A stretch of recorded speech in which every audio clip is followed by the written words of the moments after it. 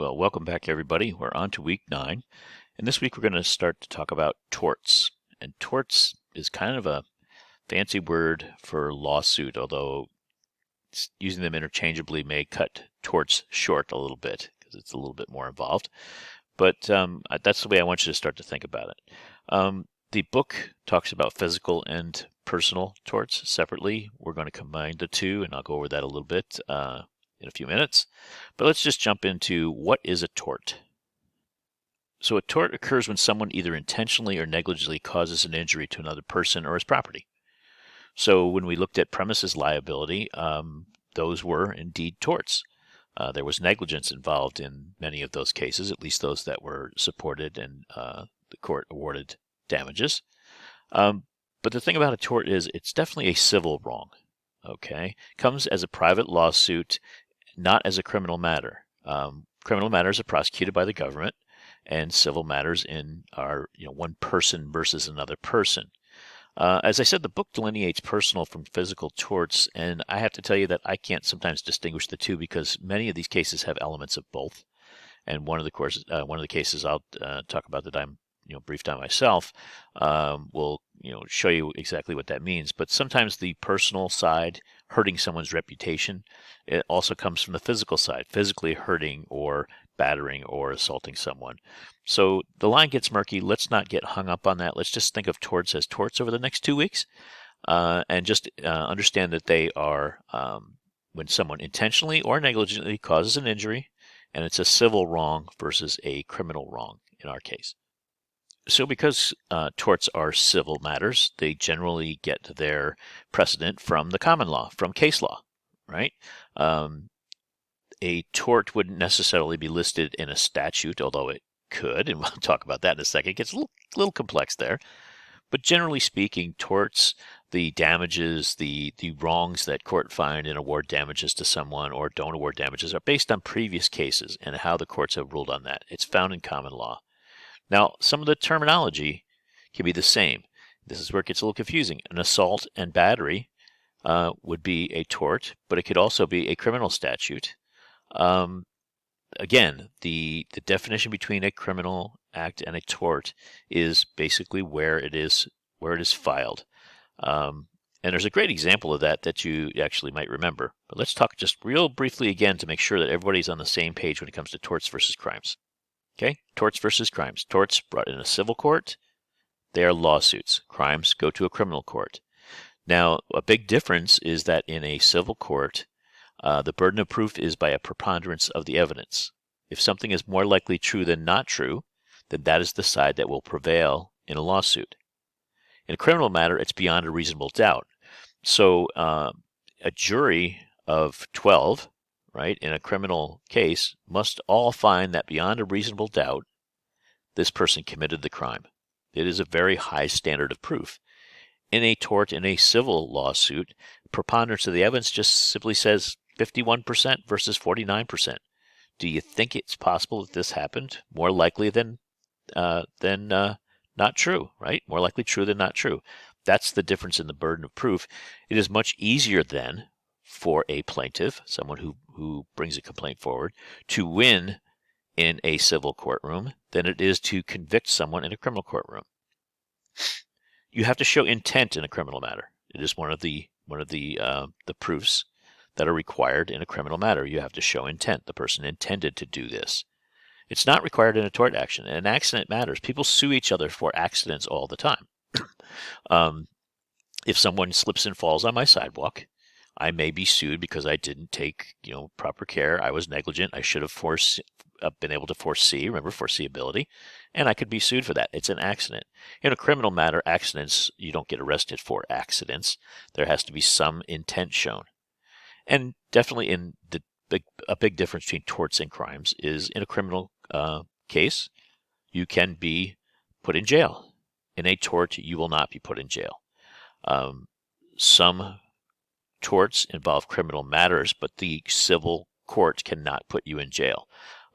Normally, the penalties are monetary. Sometimes they are restraints on other things, but for the most part, you go to lawsuit, you sue for money, for damages, to replenish you and make you whole, as they say.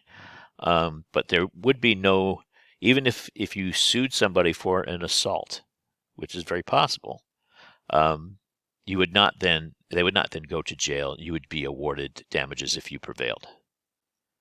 So some examples of torts: intentional or accidental damage to personal property.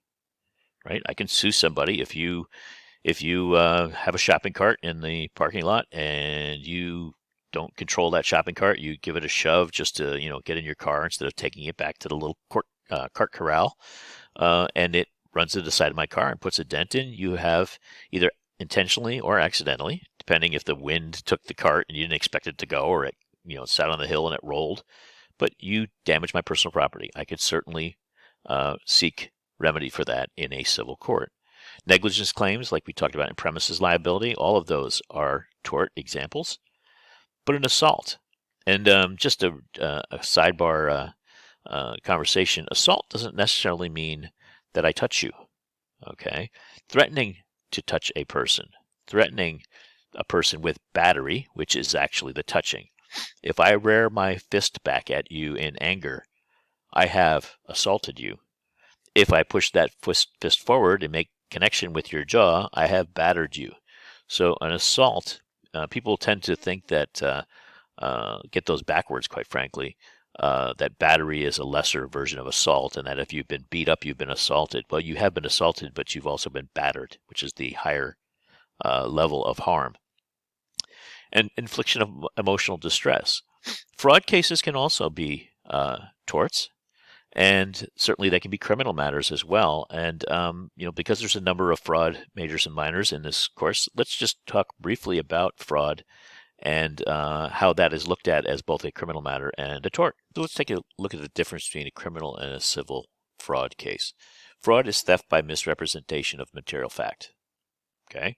Victim suffers harm as a result of reliance on that misrepresentation. Or you could say may suffer harm, right? Criminal actions brought by the government in criminal court. We know the difference between a civil tort and a criminal matter, right? Because they come in different courtrooms, and we know that the criminal matter may result in jail time, where the civil matter normally is monetary damage. Let's just say that I have a side business, and my side business is that I call up people, and through social engineering and con games, I con them into giving me their name and their credit card number, expiration date, and the magic PIN number on the back of the credit card that makes it valid. This happens all the time. People call and con people into giving out credit cards.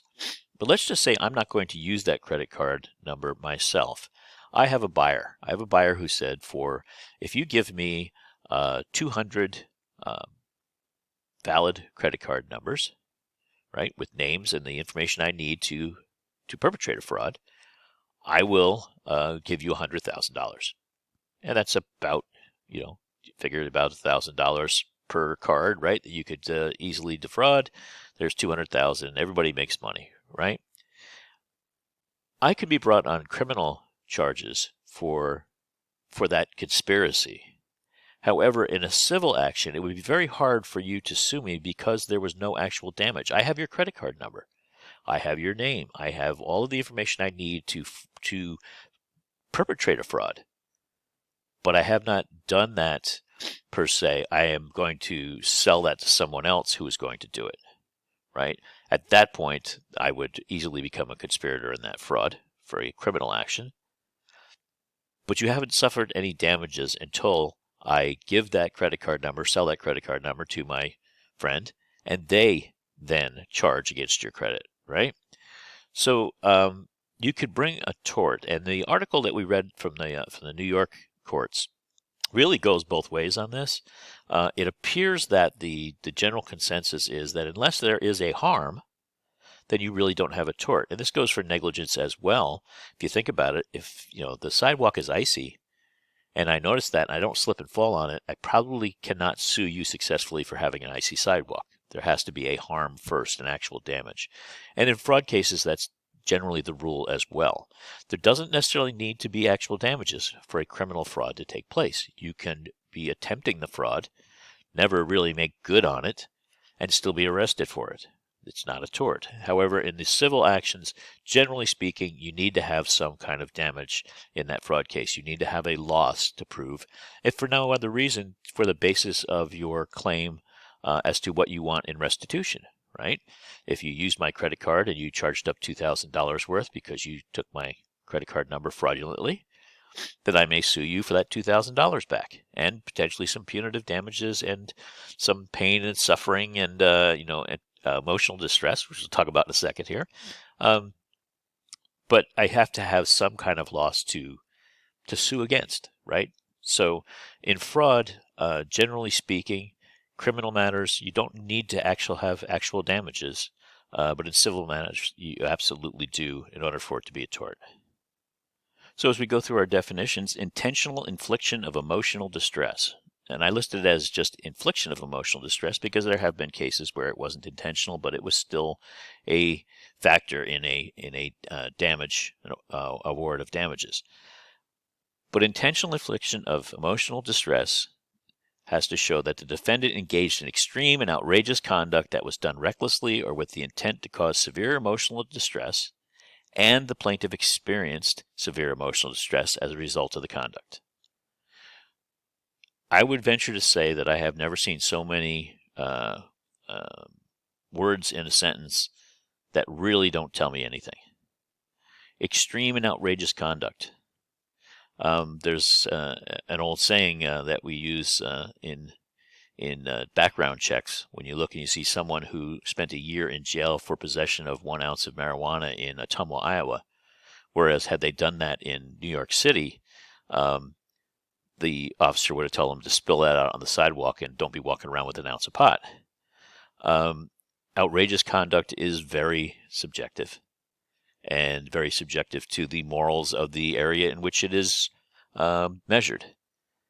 If something was done recklessly or with the intent to cause severe emotional distress, I can show intent in many cases to harm someone physically.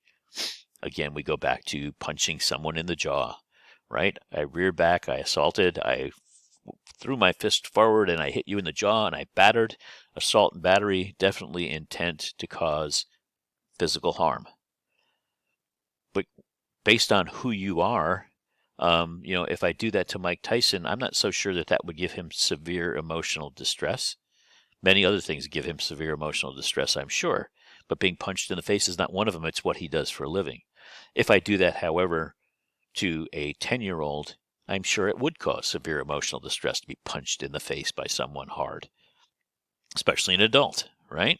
So again, very subjective to the person receiving the harm. And the plaintiff experienced severe emotional distress as a result of the conduct. Again, every bit of this says that the plaintiff the person who is being harmed really makes the call on whether there is an infliction of emotional distress. And it gets even worse when you really break this thing down, because it's very hard for someone to defend against this. So the courts, in their infinite wisdom, decided to define extreme and outrageous conduct and severe emotional distress. Extreme and outrageous conduct is that which goes beyond bounds of common decency and is atrocious and intolerable to the ordinary person. Again, a sentence that really doesn't tell me anything. Your idea of common decency is different than my idea of common decency. I tend to be a rather conservative person when it comes to common decency. It doesn't keep me from watching an R-rated movie, one that may have a lot of swearing in it, whereas someone else would consider that to be outside the bounds of common decency. Who is the ordinary person? And I think therein lies the rub. I would consider myself quite ordinary. However, someone who absolutely would be totally offended by swearing in a movie would consider themselves ordinary as well. Severe emotional distress is distress of an intensity and duration that no ordinary person would be expected to tolerate it. We all have our own tolerance levels for emotional distress. Some of us are rather cold people, and we just don't let things bother us. The rest of us, it is not unfair to use the term snowflake, right? Everything offends us and everything hurts us. And neither one of us are right or wrong. but the ordinary person test is so subjective. So we've taken a subjective set of rules around what's considered intentional infliction of emotional distress, and then we've defined the elements of it in ways that even add more ambiguity, which is probably why it is a very common addition to torts.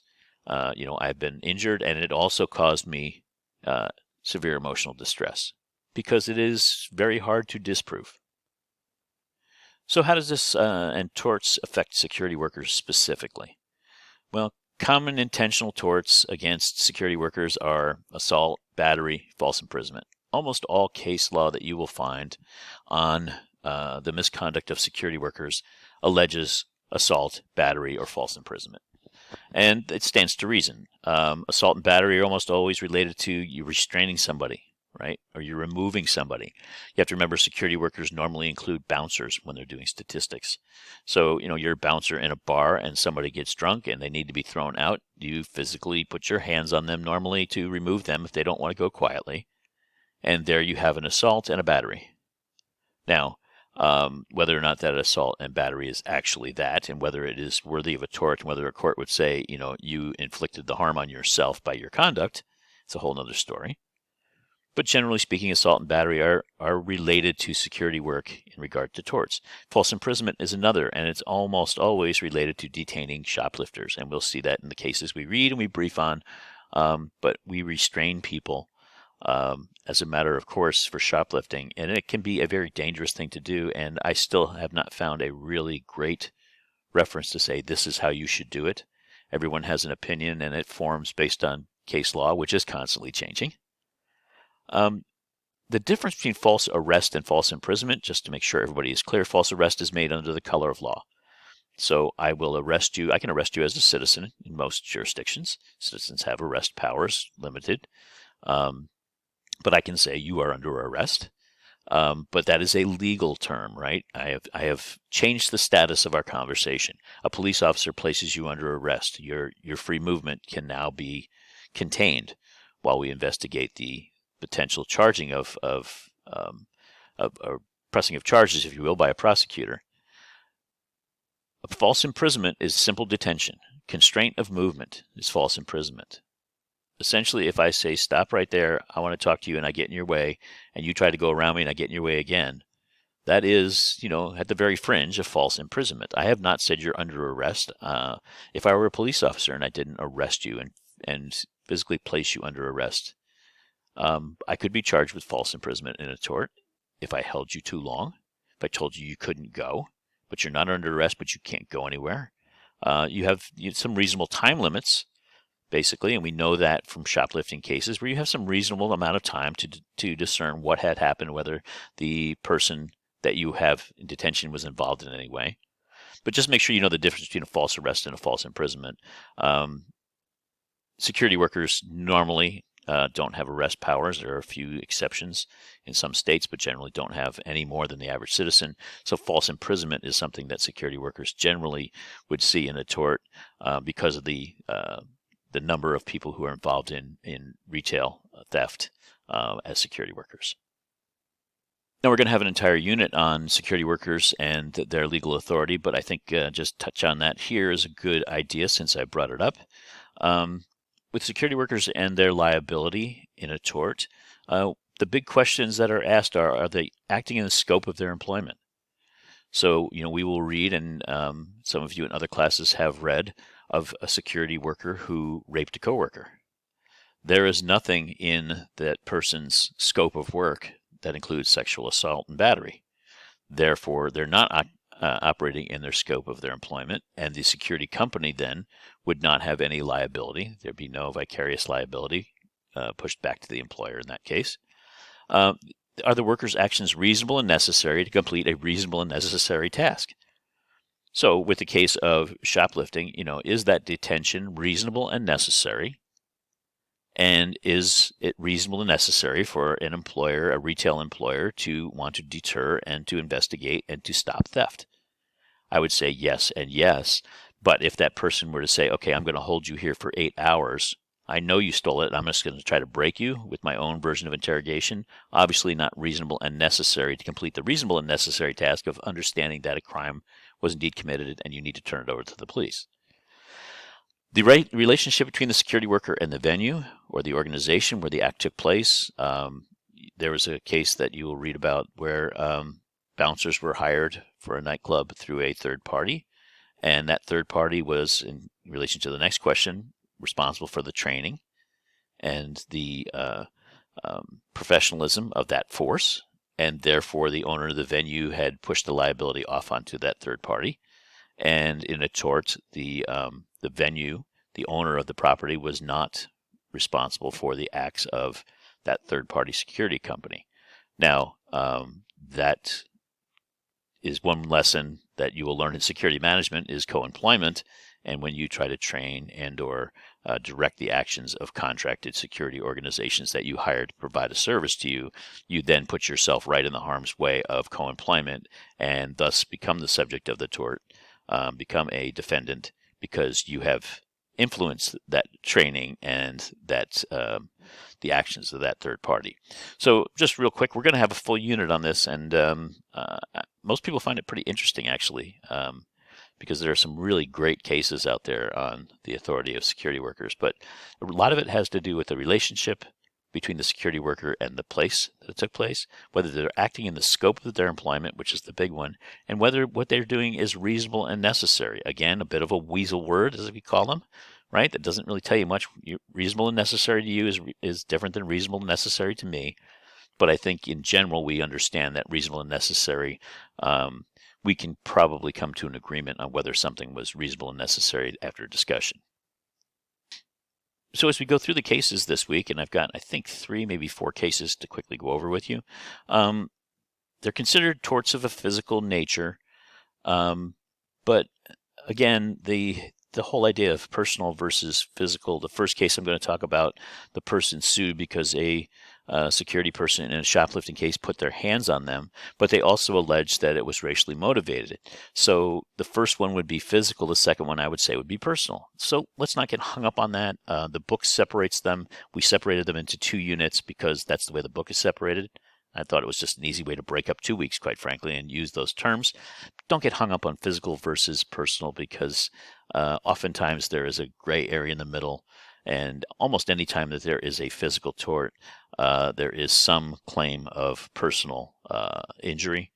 And so, personal, how do I put this? Injury to the person's psyche, okay? A non-physical injury that is claimed. So let's not get hung up on that. Let's just call them torts. The next couple of weeks, we're going to blend together.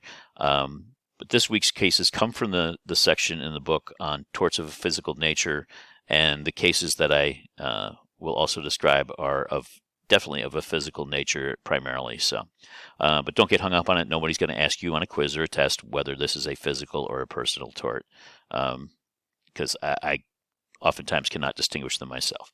So our first case this week does come from the text, and it's Muhammad Asad Ali, MD, versus Walmart Stores, Inc. from 2005. The incident took place in 2003. Court case settled in 2005. So Dr. Asad is in a Sam's Club with his mother. Both are of Pakistani descent. Mother is dressed in traditional Pakistani clothing. They are shopping, and Dr. Asad picks up a case of Brita water filters, and they come in a pack of 6, and he picked up a case that had been opened. The plastic on the outside, the shrink-wrap type plastic, had been cut. He picked it up, put it in his cart, went around, did the rest of his shopping, got to the cash register, put it up on the counter with everything else. Cashier noticed that it had been slit and said, "Oh, look, this has been opened," and she put a piece of tape over the open package. Sealed it because it, to her, was obvious that this was just a damage as opposed to anything else. Store security stopped Dr. Asad in the parking lot and checked that case of filters that should have had 6, and in that case box were 7 filters.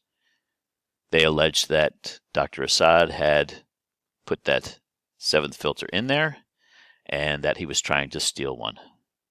Now, in the court of common sense, I would say that someone who is going into a Sam's Club to steal something is not going in for that extra water filter. Sure, they can be expensive, but it just doesn't seem plausible to me that someone is going to risk being caught on a shoplifting for that single water filter. They would look for something bigger, right? And normally we know shoplifters, they've got to get in, they've got to get what they want to get, and they want to get out. They don't spend the entire, couple hours shopping around. But nonetheless, the store security stopped him in the parking lot, checked that package, checked it against his receipt, opened the box, saw 7 versus 6, took him by the arm, and led him back into the store. He sought relief in a tort, claiming that Walmart employees committed assault and battery by grabbing his arm and taking him back in the store. He also claimed in that same lawsuit that the events were racially motivated. Their internal report on this matter, the Walmart agents that stopped him in the parking lot identified him as Indian. In that internal report, he's Pakistani. I don't know whether we could expect the average person to have the level of culture awareness as to which culture a person represents, if indeed they're wearing dress that you would consider to be culturally significant. But that is what they put in there. The court ruled only they ruled separately and made an opinion on the racial motivation, which is a hate crime. So in this case, had they found in his lawsuit that indeed the Walmart folks had used racial motivations, then that would have opened the door for a potential criminal investigation. It would have, went backwards. Normally, there's a criminal matter and then a civil suit to follow. This may have gone the other direction, not necessarily, but it could have. The court dismissed it, though. They just said that Walmart agents did not show a racial motivation. Now, in order to do that, they went to case law, and they cited the Johnson case, which is a pretty often cited cases when it comes to racial motivations in torts, which is very clear. And if you read the book, you'll see why it's very clear that the level of racial animus, which is what the court uses, has to be severe. They didn't clearly rule against a claim of emotional distress by false accusations, because no one saw Dr. Assad place that extra filter in the box. Walmart wasn't able to prove, Walmart being the parent company of Sam's Club, by the way, in case you didn't know that. I hope I didn't confuse anybody. But they couldn't prove that he put the extra filter in the box in the first place. And the fact that the cashier accepted the fact that there was a reasonable number and a proper number in that package by taping it shut just added a little fuel to the fire against Walmart's claim that he had shoplifted. But the claim of emotional distress was not thrown out by the court in this matter. So, what do we learn from this? Well, first off, just a little side note. In this case, which is in your book, there is a quote from the court on the Johnson case that uses a very derogatory term. But it's a quote from the court and absolutely necessary for you to understand, what they use as their litmus test for a racial motivation. In this case, the Johnson case, the claims made by the people, they were burning crosses in someone's front yard, and then the statements they made were so derogatory to show racial animus that is what the court used in the case of Assad versus Walmart to make their determination. So I just wanted to let you know that that's in there. Now everybody will be like a moth to a flame and go look at it. I think you can guess what it says, but it's a quote from the court. And so, in my opinion, as bad as it is to put things like that into books, I believe that when you quote the court, you have to understand that is exactly what they used as their test. And if they didn't do that, you would not understand the case at all, and other courts could not make a judgment on it.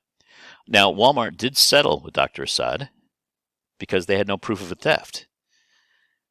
But the mere appearance of a motivation, the mere appearance that this was racially motivated, complicated things. And I think what we learn from this is that torts just take time, win or lose. In this case, Walmart probably had to settle with Dr. Assad for a monetary amount. And so Walmart technically lost the case, but I think they lost a lot more. I mean, they lost some credibility. There was a claim of a racial motivation that is definitely damaging to a reputation of a company. And Walmart has not had the best time with claims of racial motivations when it comes to shoplifters in the past. Many of it where they've had to pay damages. So I think the big lesson here is that torts take time, right? If you take an action that's going to result in a lawsuit, you are going to lose time and money even if you win. They could not, Assad's case did not prove racial animus, but Walmart spent an awful lot of time, and I'm sure an awful lot of money, defending against that, and then in the end had to pay because of the emotional distress and the false accusation. So again, torts take time. Win or lose, you are going to spend money, and so no one comes out of a lawsuit as the winner if they were the defendant and say, oh, it wasn't proven, we won. They don't come out smiling because they spent an awful lot of money to make the thing go away, if you will. Now, everybody knows this case. Absolutely everybody knows this case, but only what they think they know about it. Liebeck versus McDonald's, 1994 in the U.S. District Court for New Mexico. Ms. Liebeck was injured after spilling hot coffee purchased at the McDonald's drive-thru. Everybody, the bell is ringing, right? The hot coffee case. Coffee is hot. You have to put it on the cup. What kind of idiot doesn't know that coffee is hot? Well, McDonald's served coffee at 190 degrees, which can cause third-degree burns in about 3 seconds. And most other retailers, let me make a spelling check here, will serve coffee at about 130 to 150, maybe 160 degrees, but generally 130 to 150, I think, is actually the number. And Miss Liebeck went through the drive-thru, pulled off to the side. She was with her son, I believe, or grandson. She was 79 years old. She put the coffee between her legs to open the top to add cream and sugar, and when she did, the coffee spilled, and it caused third-degree burns to a significant portion of her body. In fact, 16%, I think is what it is, and we'll see that in the next slide. She asked McDonald's to pay her medical bills related to the injuries, $20,000. McDonald's offered a settlement of $800, which is 4% of the medical costs, essentially. Now we have a 79-year-old woman who received third-degree burns to 16% of her body. Very painful. She's asking for $20,000 to cover actual costs, and she also asked that McDonald's reduce the temperature on the coffee they serve. Those were her two requests in her original complaint to McDonald's. She wanted $20,000 to cover actual costs, which she could prove, and she wanted them to reduce the temperature on the coffee to the standard temperature used by other retailers. McDonald's balked, and the court ended up awarding her $200,000 compensatory damages to compensate for her loss and her medical bills, and then added $2.7 million in punitive damages to Walmart. Now, the award was cut back some. I believe in the end, Ms. Liebeck got $500,000 from McDonald's. And then McDonald's, of course, had to reprint their cups with caution. Coffee is hot on the side of it, which we all kind of make a little joke about. But the initial request was for medical bills. McDonald's makes about $1 million a day selling coffee. I believe that's the number that they use. So one day's sales was $1 million. They were asked to pay $20,000 to make a problem go away, and they balked at it. And it cost them a heck of a lot more than that, and kind of made them the laughingstock of the McDonald's coffee incident. Well, what did we learn from this in our particular game? Well, you don't ignore complaints, and McDonald's kind of ignored it.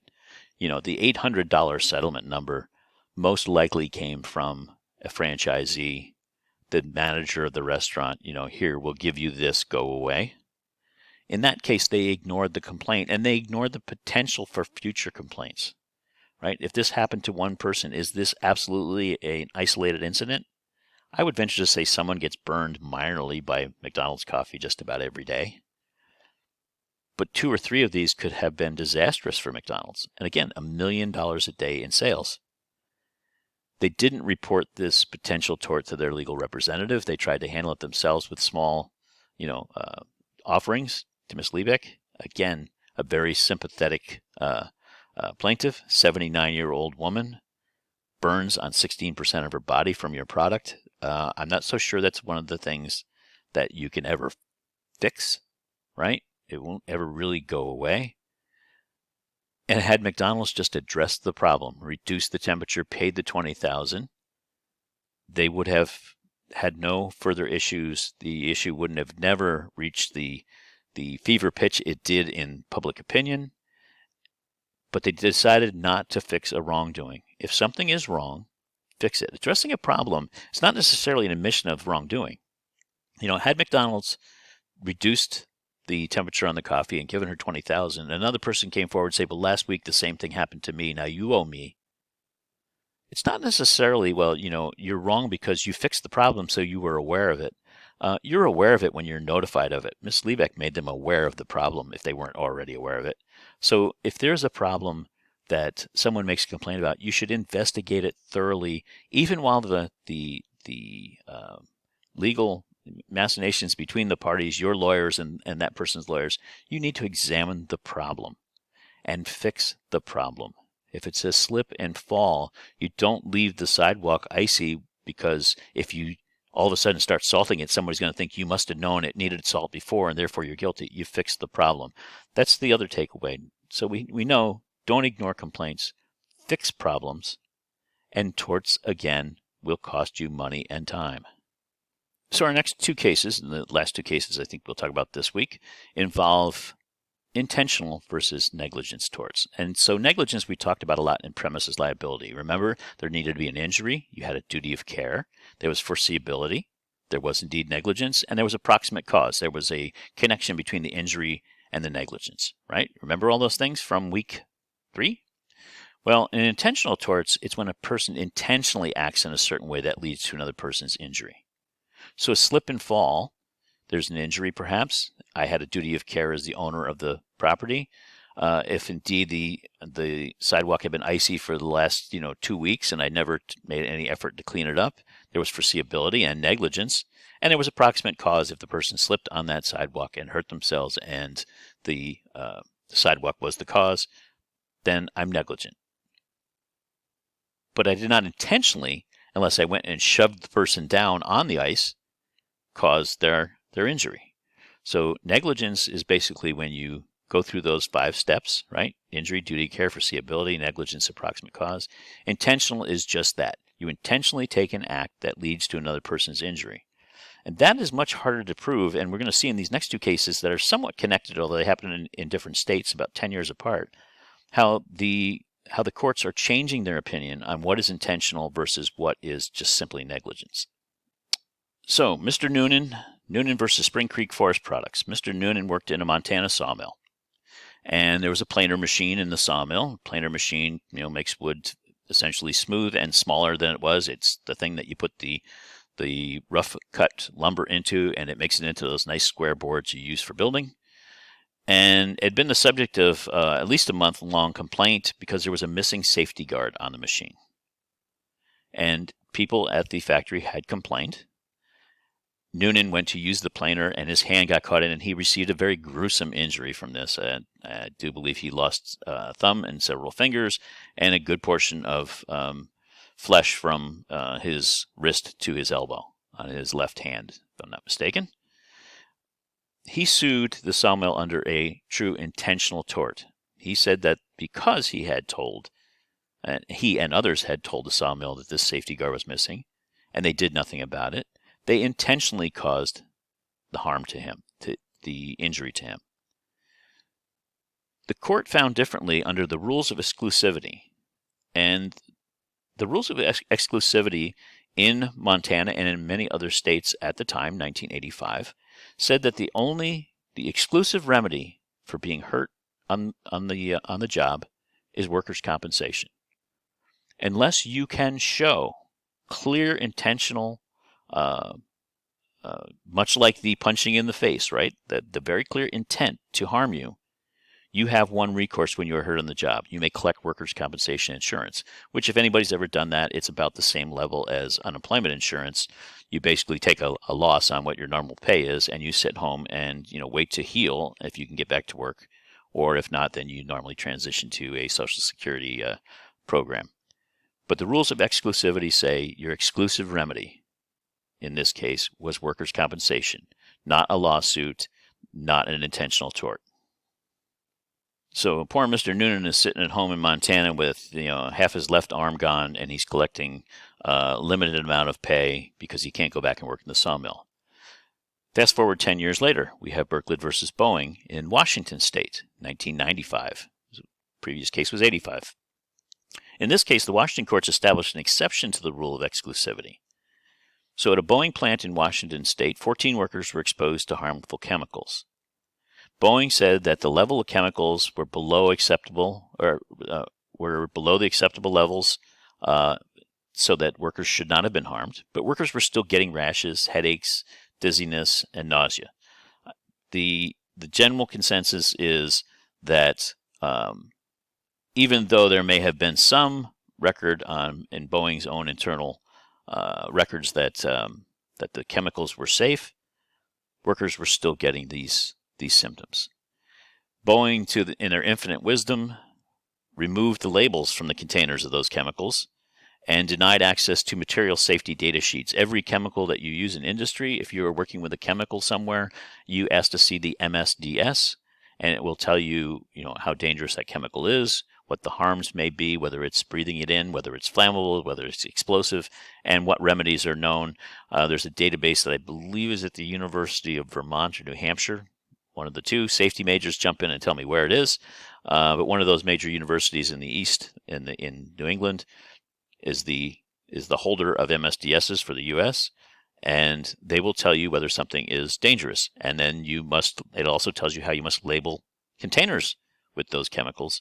But Boeing, even though they said that the level of chemicals was below levels that were considered to be acceptable, workers still got rashes, headaches, dizziness, and nausea, and then Boeing decided to remove the labels from those containers so that they would cut down on some of the workers complaining, because they thought that workers essentially were complaining just for the sake of complaining.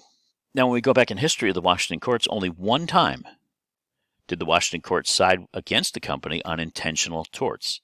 So of all the injuries that happened, just like Noonan in Montana, right? The rule of exclusivity says you're injured on the job unless you can prove true intent, then it's workers' comp. They did have that, that out that you had to prove some real true intent, but nobody could ever prove it. And in Washington, only one time in the history of the workers' compensation, which had been going on since, I believe, 1917 or 18, only one time did someone ever prove an intentional tort on behalf of a company, and it was because an employee was battered by their supervisor. I mean, their supervisor came and just physically beat them up, and they were able to prove an intentional tort. So the rules of an exclusivity in this case were so rigid that in no case, if you were injured on the job, would you ever be able to show that your employer did something that caused that. You just collected workers' comp. It's a great protection for the employer in that matter. In past cases, the injury was the trigger. Remember, Noonan had no cause for action until he was severely injured, right? Once the injury happened, then he had a cause for action. He could say, okay, now I can sue you. Now he lost the lawsuit, or he had the cause to action to go get workers' comp. But until he was injured, he had no recourse. In Berkley, the acts go beyond gross negligence of the employer. That's the big thing. Actual and willful disregard of knowledge by the employer of continuing injuries to employees. In the case of Boeing, Boeing simply ignored the 14 workers who came forward to say, I've been injured by these chemicals. And they did it over time, and then attempted to try to neutralize it by taking the labels off of containers so that employees wouldn't see what they were working with. The court found in this case that the claim of true intentional tort was valid. That's a turning point in this case. If this case then goes higher and it goes to a federal court, and the federal court where Washington State and California and Montana potentially sit in the same district, then this would become binding on those other states. And the laws have evolved since 1995 to where the rule of exclusivity is very, very fluid right now. And when someone is injured on the job where before they had no recourse but the exclusive recourse of going on workers' comp, now if they can show that a company knew or should have known of the hazard, then they can sue for an intentional tort and be awarded damages. So what does all this teach us? Well, ongoing issues can rise to intentional torts. An intentional tort doesn't necessarily need to be that single focused act of punching someone in the jaw. The ongoing issues at Boeing of them ignoring the chemicals became an intentional tort. Now, for a security manager, let's look at a seatbelt in your security patrol vehicle. If the seatbelt is broken and the guards report it to you, you say, yep, I'm going to get that taken care of, and you never do, and they report it again, and yep, I'm going to put that on the list, and it never really gets taken care of, but you continue to let them drive that vehicle, and they have an accident, could it be an intentional tort? I would think so. And if they die, it certainly would be. But if they were injured in that accident and the injury was exacerbated by the fact they had no seatbelt on, certainly they could sue. The rule of exclusivity and on-the-job injury, meaning workers' comp, could certainly be overridden by a court in that case because it was an ongoing issue, just like the Boeing issue. And again, the courts have really started to reverse on this, and more people are suing their employers for injuries on the job, where not just 30 years ago they didn't have any recourse in that regard. You need to identify items that might cause a liability proactively. And if you find things that could cause, like broken seat belts and stairways that need repair, things that would normally be considered negligence could become, in a workplace, level of intentional tort. And the difference being intentional torts pay more. That's the big difference. In a negligence claim, let's say you'll make a $10,000 award for someone's negligence. If you can prove it's an intentional tort, the courts are certainly going to award more than that. It raises the bar on what you're going to pay out if it can be proved to be an intentional tort, and exponentially so. If you find things that could cause a liability, even negligence items, once you know about them, the old saying is you can't unring a bell. You know about it, now you must act, you must do something. Identify the remedies, raise them to your leadership if you can't get the things done yourself, right? If you don't have control over the guy who shovels the sidewalks, then raise it to leadership that the sidewalks are icy and need to be fixed. Okay, faulty equipment, any potential hazards need to be removed from use. And as a security manager, there is a fair amount of equipment that you use. In our physical security class, which some of you are taking now, we talk about locks. And if someone could get locked into a room because the mag lock on the room is not tied into your fire system, and you know that it's a potential hazard, it would be an intentional tort if someone were to be seriously harmed in a fire or some other emergency because they couldn't exit the room. So as security managers, understanding that a negligent item can become an intentional tort if ignored is a huge thing, something that you need to address. So this week we had our lecture, and we talked about torts, and we talked about intentional torts, and we talked about a lot of things, right? And we will continue this discussion on torts next week, and we'll lean a little bit more next week toward things like defamation and libel, right? The harms to someone's personal psyche. But again, they're all torts, and we're going to handle them that way from our study perspective.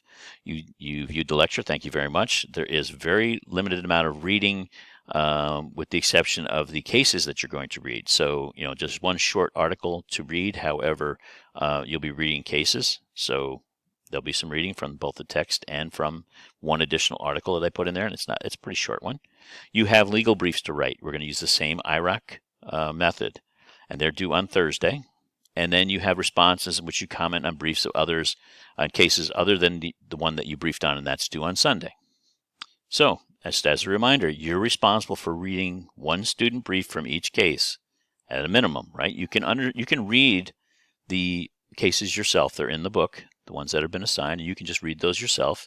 You don't need to understand them chapter and verse, but you need to have a general understanding of the concepts of the case. I think the easiest way for you to do that is to brief on the case that's assigned to you, then go in and read one student brief from somebody that you trust, whose work that's you can understand, and read their brief on the other 4 cases. There's 5 total cases. You'll brief 1 and there's 4 others, and get a general understanding of the case. Your team leader is going to be reaching out to you to brief you on the next steps of our preparation for week 14. They'll be coming up with a method that your team will use to answer the questions when I throw scenarios at you, how you want to handle that. And you guys can work that out yourselves. You're all grown. The briefing format when doing the case briefs: IRAC formula, issue, rule, analysis, conclusion, and example. We added example in there, just as we did in week 3 and 4. I provided one in week 3, I believe, so that you could do it in week 4. Use that same format. And in fact, if you have your old brief that you did, if you did it correctly, then I would just take that and use the headings as a cut and paste, right? You'll just change the wording in them, in the narrative, but you keep the same format, and that's a great way to do it. So that's how I do it. I have I just go back to an old brief and I copy it over, and then I just add in the new narrative and put in the new rule and put in the new analysis and the new conclusion. But I always keep the same format because it's easier to read them that way. If you have questions, please contact me. And with that, have a great week.